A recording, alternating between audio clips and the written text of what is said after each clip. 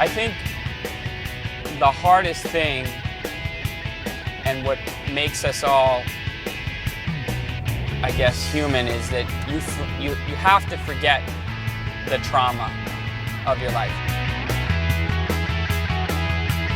Ideally, in my case, you know, my wife and I talk about, Alejandra and I talk about this, is that you need to move on, but at the same time you need to remember. But you turn out the light and nothing seems to get better. I think the hardest thing about surfing, the East Coast, is it's bad for so long, and then it's cold, and then you get out of practice and you have life that gets in the way. My name is Tomas Anthony. I'm a fitness trainer in New York City. People need to start finding joy in movement again, whether it be yoga, tennis, basketball, surfing. I realized that, you know, if I was going to try and surf, I was going to really have to do something. And I made a promise to myself I would start figuring out how I could train for this sport when I couldn't be in the water because of how much time I could get to the beach.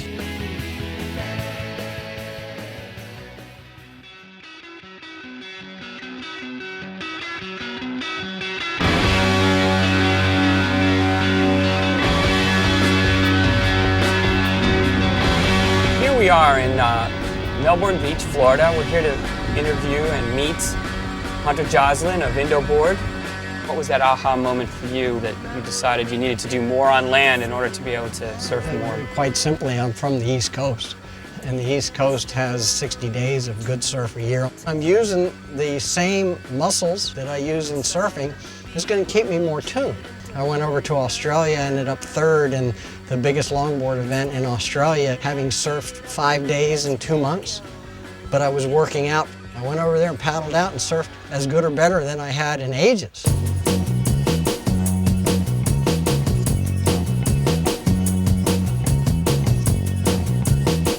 How is it different from a regular skateboard?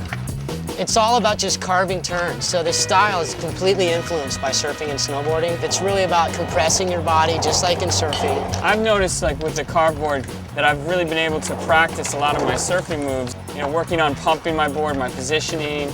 The biggest thing is just envisioning the lip and envisioning the wave and really trying to put yourself in that mood so that you're simulating the sport you love.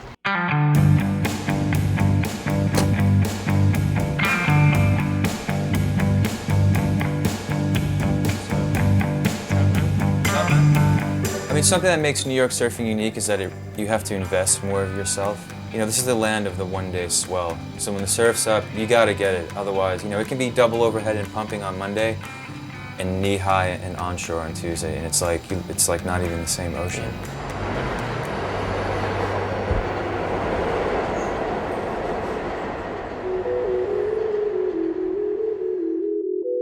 In my search to become a better surfer, I realized that the way I was training and how I integrated it into my life had become as important, if not more important, than the intended goal.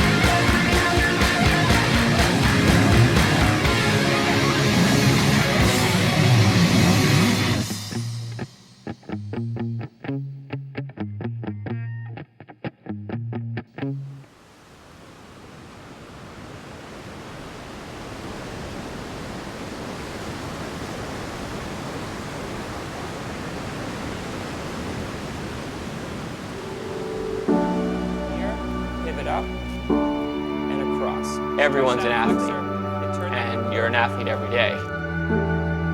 Remember, toes rolling back to heels. Tighter is better. Wait till he passes you. All right, that's it, Zeke. Zeke. So Zeke, interestingly enough, Zeke is he comes in the morning, he's always on time. You know, there are a few clients that drag themselves out of bed and they show up, 10 minutes late. Zeke is there 5 minutes before the door opens, always prepared. It's a lot of work. because it's a total ton of work. And while there's a lot of technical difficulties behind me, I can get out there and do it and know that physically I can do it. You're a convert. I know. You're never turning back. It's a good thing. That's true.